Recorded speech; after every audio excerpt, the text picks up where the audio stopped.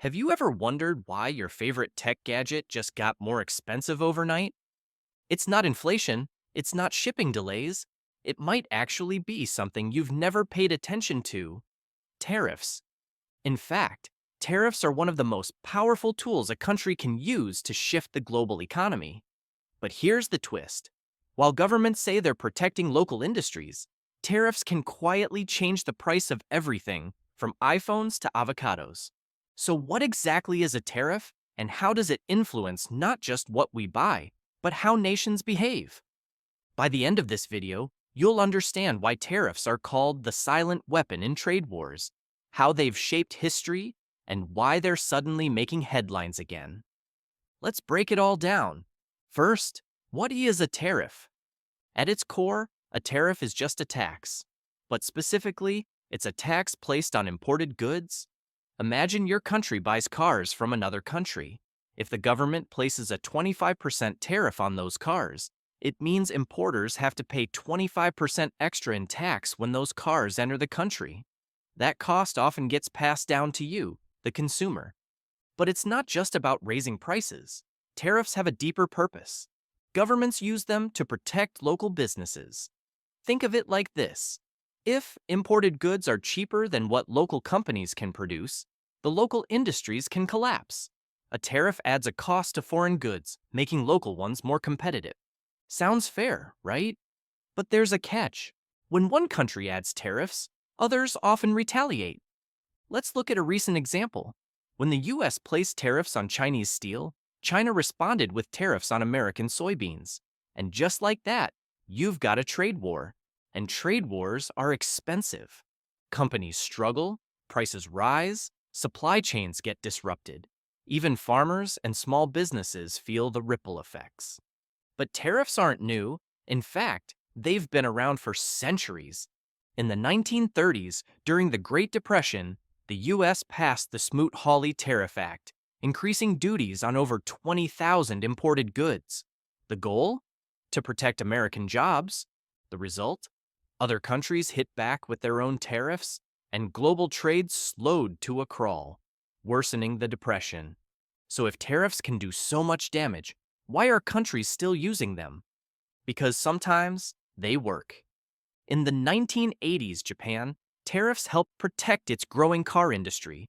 Today, brands like Toyota and Honda dominate globally. In South Korea, heavy tariffs helped build up steel and electronics industries. But these strategies only work when paired with long-term investment and smart policy. Tariffs alone aren't a magic solution. And there's one more reason countries use tariffs: leverage. If a country wants to push another nation into changing a policy, say environmental rules or labor laws, they might use tariffs as a threat. It's economic pressure without military force. This brings us to a growing trend: strategic tariffs. Instead of blanket tariffs on everything, countries are targeting specific sectors. Think semiconductors, electric vehicles, rare earth metals. These are the industries of the future. If a country controls these supply chains, they control the next generation of global power. Now, here's where it gets interesting. Some experts believe tariffs are no longer just about economics. They're about national security. Imagine a world where one country controls all the batteries for electric cars or all the chips for smartphones. That's not just trade, that's leverage over everything, from transportation to communication. That's why you're seeing a rise in tariffs on tech-related goods, especially between the US and China. So what does this mean for everyday people? First, prices may rise. If tariffs are placed on items like electronics or food, those costs hit your wallet. Second, product availability can shift. Companies might stop importing certain goods if tariffs make them unprofitable. And third, your job could be affected. Some industries may grow under tariff protection, while others may shrink if they rely on global supply chains. But there's another twist. Tariffs don't just impact consumers. They can shape elections. In many countries, leaders use tariffs to appeal to working-class voters. The promise? To protect local jobs from foreign competition. It's a powerful message, especially in tough economic times. That's why you'll often hear tariffs discussed more during election seasons. Now, here's something most people miss. Not all tariffs are about punishment. Some are negotiation tools.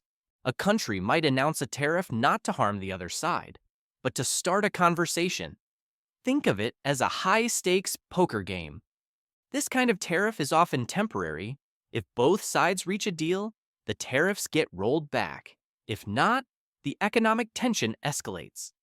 But here's where it gets even trickier. Some companies actually lobby for tariffs. That's right, certain industries want foreign competition taxed more heavily. Why? Because it gives them an edge. It's like asking the referee to move the goalposts. And sometimes it works.